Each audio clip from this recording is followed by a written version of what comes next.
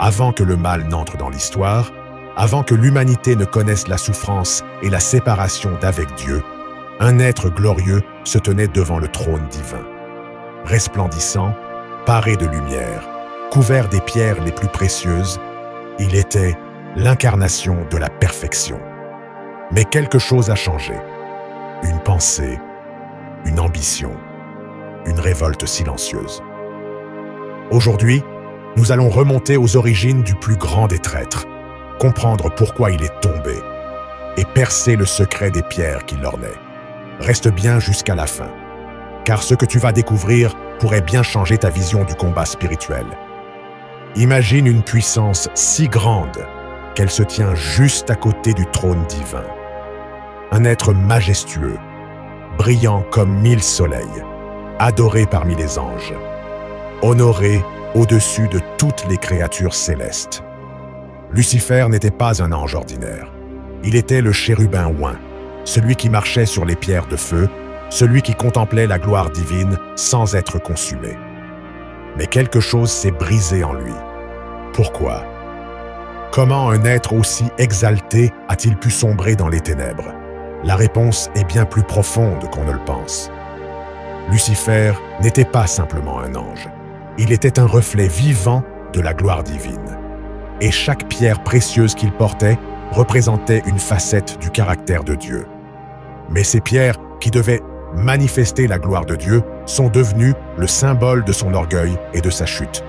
Plongeons ensemble dans la signification de ces pierres et révélons les secrets qu'elles renferment. Première pierre est sardoine, le feu du sacrifice et du sang. Dieu nous enseigne l'humilité, mais Lucifer l'a rejetée. Deuxième pierre est topaze, la sagesse divine. Il possédait cette sagesse, mais l'a détournée à son propre profit. Troisième pierre précieuse est diamant, la pureté absolue. Il était pur, mais la corruption a consumé son cœur. Numéro 4, chrysolite, l'éclat de la lumière divine. Au lieu de refléter cette lumière, il a voulu devenir la lumière. Cinquième pierre, c'est l'onyx, la stabilité et la force.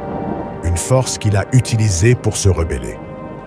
Sixième pierre est jaspe, la vérité immuable. Mais Lucifer a préféré l'illusion du mensonge. Septième pierre est saphir, le trône de Dieu. Il était proche de ce trône, mais il a voulu s'y asseoir. Huitième pierre précieuse, l'émeraude. La vie et la bénédiction divine. Une bénédiction qu'il a méprisée. Neuvième pierre est carbuncle, grenat ou rubis. Le feu et la passion divine. Il a brûlé d'un feu, mais un feu de rébellion. Dixième pierre est béryl, la protection divine. Une protection qu'il a perdue à jamais.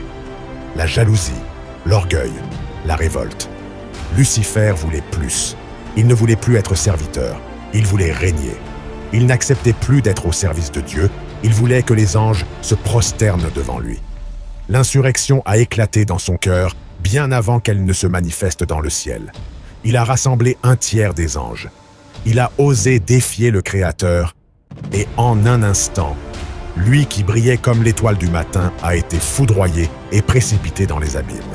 C'est ainsi que Lucifer est devenu Satan, l'ennemi, le serpent ancien. Regarde autour de toi et regarde en toi.